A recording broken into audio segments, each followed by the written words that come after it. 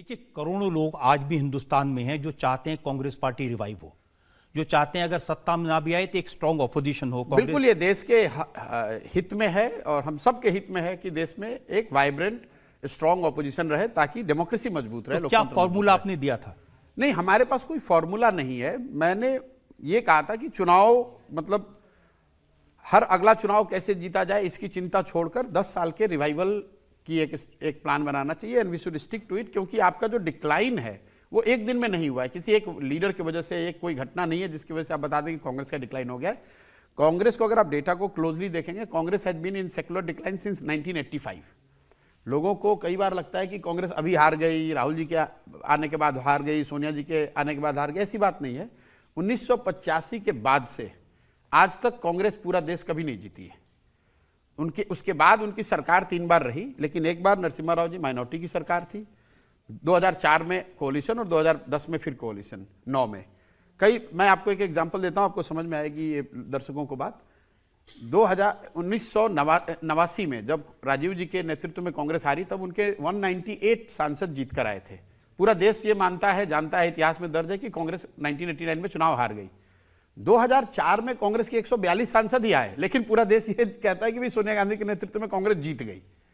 तो जब आप डेटा को देखेंगे तो आपको समझ में आएगा कि नहीं, कांग्रेस एज ए पार्टी तो नीचे ही जा रही है और इतने लंबे डिक्लाइन की वजह यह है कि स्ट्रक्चरली पार्टी में जो प्रॉब्लम्स आ गए, जब तक आप उसको एड्रेस नहीं करेंगे तो आप किसी प्रशांत किशोर को लाएं, किसी राहुल गांधी को लाएं, वो आपको बहुत लंबी सफलता मिलने वाली नहीं है। You have to, and that is why जो प्रेजेंटेशन का नाम था वो मैंने रिवाइव नहीं कहा था, री इनकारनेट कहा था, पुनर्जीवित करने की बात है।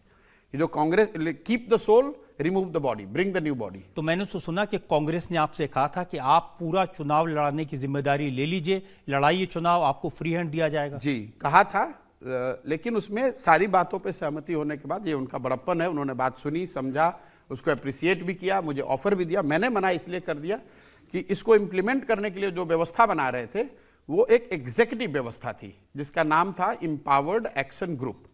उनका ये कहना था कि आप आइए और ये पूरी कांग्रेस पार्टी का इलेक्शन का जिम्मा आप संभालिए ईएजी का हिस्सा बनकर। और मेरा उनको ये कहना था कि ईएजी तो एग्जीक्यूटिव बॉडी है, इसका कोई कांग्रेस के कॉन्स्टिट्यूशन में इसकी पोजीशनिंग तो है नहीं, तो कल आपकी इच्छा होगी आप उसको बंद कर देंगे। और आई एम सो ग्लैड कि मैंने वो एक्सेप्ट नहीं किया। आज इतने लोग बैठे हैं, किसी को नहीं मालूम है कि कांग्रेस में ईएजी करके कोई बॉडी है जो कि कुछ कर रही है, क्योंकि मैंने अस्वीकार किया, लेकिन उन्होंने ईएजी बनाई 8 लोगों के साथ, लेकिन उसका असर कुछ नहीं दिख रहा है। असर इसलिए नहीं दिख रहा है कि मेरा जो प्रपोजल था कि आप कांग्रेस में जो आपके कॉन्स्टिट्यूशन में लिखा हुआ है, पार्लियामेंट्री पार्टी को रिवाइव कीजिए, सीडब्ल्यूसी को इंस्टीट्यूशनलाइज कीजिए, डिसीजन मेकिंग को इंस्टीट्यूशनलाइज कीजिए, उसके वो कह रहे थे ये सब करिए, लेकिन ये करने के लिए हम आपको एक ईएजी बना देते हैं। वो एक ग्रुप हो गया जो कांग्रेस प्रेसिडेंट की मर्जी पर है, आप चाहिएगा तो काम कीजिएगा, रेकमेंड कीजिए। तो मुझे लगा कि जो मेरा यूपी का एक्सपीरियंस था कि I was not ready to take the leap of faith again, and that is why I said no. मैंने कांग्रेस के कई लोगों से पूछा कि प्रशांत किशोर के साथ बात क्यों नहीं बनी जी, तो अधीर रंजन चौधरी ने, बाकी तो लोग रिकॉर्ड पर नहीं कहते, अधीर रंजन चौधरी ने रिकॉर्ड पर कहा कि प्रशांत किशोर अपना माल लेके आए थे, उन्होंने माल दिखाया, माल में पसंद नहीं आया तो हमने छोड़ दिया। अब देखिए, अधीर रंजन चौधरी का जो राजनीतिक सफर रहा है, जिस तरह के वक्तव्य देते हैं, जो उनकी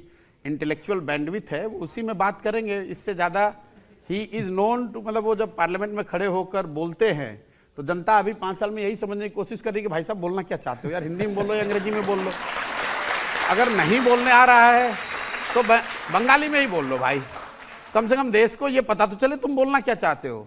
अधीर रंजन चौधरी जैसे लीडर तो उस कमेटी के उस पूरे वार्तालाप का हिस्सा भी नहीं थे।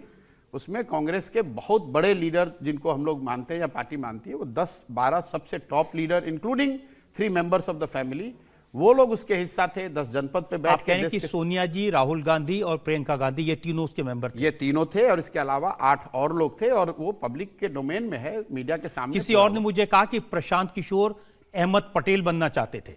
अहमद पटेल तो मुझे अगर आप बनाना भी चाहोगे तो मैं कभी नहीं बनना चाहूँगा, क्योंकि वो मेरी ताकत भी नहीं है, जो उनकी ताकत शक्ति थी वो मेरी है नहीं, और मैं वो काम जीवन में करना नहीं चाहता हूँ। I am not a person who manages things from behind. आप देख रहे हो मैं जो कर रहा हूँ, मैं तो सीधे जाके काम कर रहा हूँ। आपने मेरे इंट्रोडक्शन में ही कहा कि मैं तो जनता के पास कैसे जाना है, पदयात्रा कराता हूँ, घर घर कराता हूँ, डोर टू डोर कराता हूँ, पीछे से मैन्यूवर करके जोड़ तोड़ करना वो मुझे आता नहीं है। अहमद पटेल साहब अब इस दुनिया में नहीं, इन चीज़ों के वो बहुत बड़े मास्टर थे, तो मैं तो कभी वो करना भी नहीं चाहूँगा अगर आप मुझे ऑफर करोगे तो। मेरा सिर्फ उनसे डिसेंट इतना ही था कि जो आप मुझे कह रहे हो कि आप काम करो, वो काम करने के लिए जो आप व्यवस्था बना रहे हो वो कॉन्स्टिट्यूशनल, आपके कांग्रेस कॉन्स्टिट्यूशन में उस व्यवस्था का कोई प्रोविजन ही क्या नहीं आपका सुझाव यह भी था कि कांग्रेस का अध्यक्ष गांधी नेहरू परिवार में से कोई नहीं होना चाहिए? देखिए, लीडरशिप को लेकर मैंने 3 सुझाव रखे थे और it would not be fair, क्योंकि वो लीडरशिप को लेकर जो सेक्शन था वो पूरे 8-10 लोगों के साथ डिस्कस नहीं हुआ था, वो मैडम के साथ डिस्कस हुआ था और उनको मैंने 3 विकल्प दिए थे कि अगर आप, उसमें कोई राइट और रॉन्ग नहीं है, मैंने ये बताया था कि अगर आप रहना चाहते हैं तो आपका टीम, आपके जनरल सेक्रेटरी ऑर्गेनाइजेशन या दूसरे लोग कौन होने चाहिए, अगर राहुल जी बनना चाहते हैं तो क्या होना चाहिए, और अगर आप नन गांधी को बनाना चाहते हो तो उसका कॉम्बिनेशन क्या होना चाहिए। तो मैंने उनको 3 कॉम्बिनेशन दिए थे, मैंने ये नहीं कहा था कि ये बने ये ना बने। तो ये जो भारत जोड़ो यात्रा राहुल गांधी ने शुरू की है, ये भी आपका आइडिया था? देखिए, उस पूरे प्रेजेंटेशन में, पूरे आइडिया में going back to the Gandhian ways, उसके जो कोर में बात थी कि भाई जो गांधी के तरीके थे जनता से कनेक्ट करने के, आप उनको अपनाओ और लोगों के पास जाइए, पैदल जाइए, मिलिए, बस से जाइए, ट्रेन से जाइए, वो महत्वपूर्ण नहीं है। महत्वपूर्ण यह है कि आप अपना पब्लिक कनेक्ट बढ़ाइए। और प्रेजेंटेशन उनके पास है, उसमें से मेरा ऐसा कोई कॉपीराइट का इशू है नहीं और ना मैं उसको करना चाहता हूं कि आप, उनके पास है, पब्लिक डोमेन में है, जिसको जो यूज करना है करे, अगर वो उसका यूज कहीं उन्होंने किया। लेकिन भारत जोड़ो यात्रा के नाम से मैंने कोई सजेशन नहीं दिया था।